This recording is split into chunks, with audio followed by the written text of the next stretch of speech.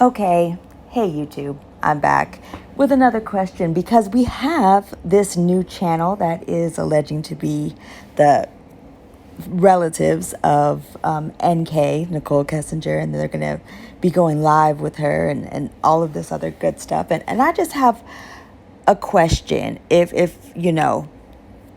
anyone actually can, well, if anyone could answer this for me, if they have a theory, or if were to believe that they are in contact with her, they could just ask themselves. This has always bothered me, okay? The reason why I have this particular discovery page up is just to remind people that the girls, Bella and Cece, were not even retrieved from the oil batteries until the 16th.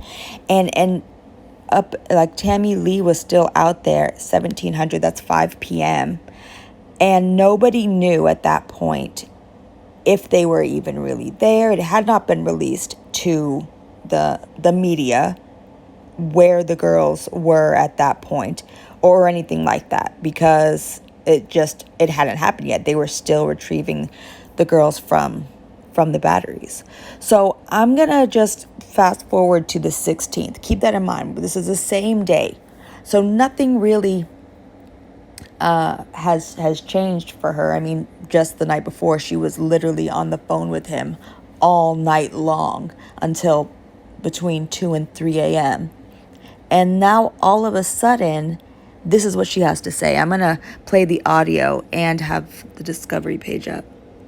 Hypothetically, Please, don't lead on. hypothetically, if she, Okay. you understand where I'm going? If Right, you but didn't know, you're leading into Right. questions that are nothing with your... if you didn't know though, Wait, Nick, that she was there, did you hear what I said?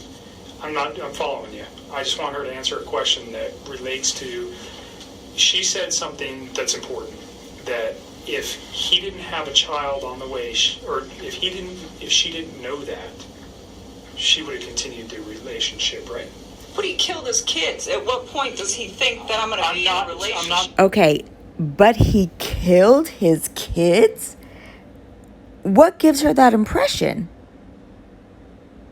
I mean, surely when she was on the phone with him all night the night before, he didn't mention kid killing, right? Now, it gets a little bit even more weird. Same interview on the 16th. We're just going to go to another spot.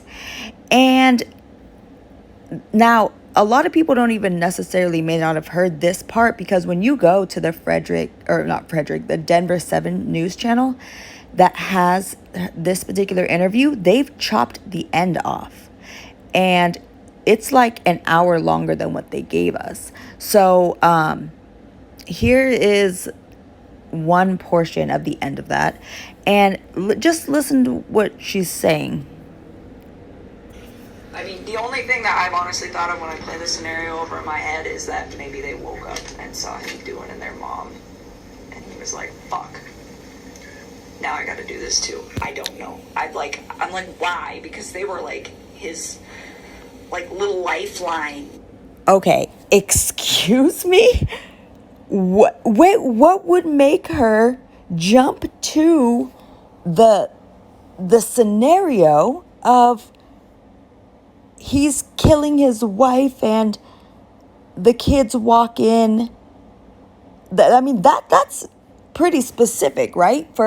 Considering just before she was in constant contact with him and he was so great, But it gets a little bit worse. Let me say, I think that there was just like one more clip I wanted to play for everybody, and that's the end. Just for anyone who might be doubting me and think that I have the dates wrong, I've been going over and over and over it just to confirm that I wasn't wrong about this. And this is what she says at the end of the interview. Okay. I think I'm gonna just ignore that. I try to call you. I think I'm gonna just ignore that. Who? Chris. Okay, I'm gonna pause that. She says, if you go like up here, it says Mark, that's the other guy that interviewed her the day before. She said, Mark already said he's like, he might try to call you. I think I'm gonna just ignore that. So if there's a possibility of Chris being able to call her, then clearly he must not be that bad. If the last thing that she would know of him was that he might be trying to call her, and she's gonna ignore the call, why would she jump to this? I don't know. She will try to call me. I heard. Did they find those little girls yet? I was looking for them, and they thought where they knew where they were at. You don't know yet, because she went in here with me.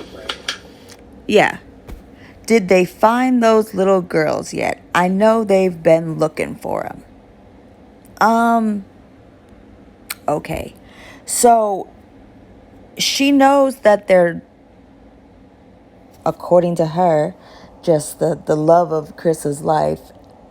Why would she jump to the assumption that he killed them in front of their own mother? Because that's what she said. I mean, the only thing I've honestly thought of when I played the scenario out in my head is maybe they woke up and saw him doing in their mom. What? Why would you jump to that? Where are you getting this from? No investigator has said anything like that. If you notice the first little scenario, like part of the interview that I put in here, when the dad's like, wait, she jumps out with, but he killed his kids.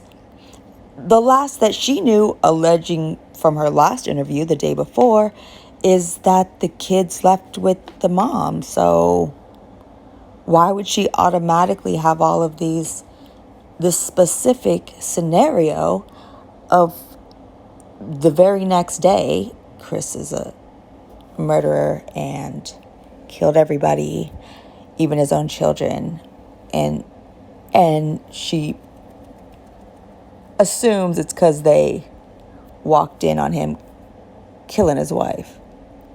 I mean, does this not strike anyone else as weird, or is it just me? Would anyone else have jumped to that conclusion after just the day before being on the phone with him all night long, like for every day for months?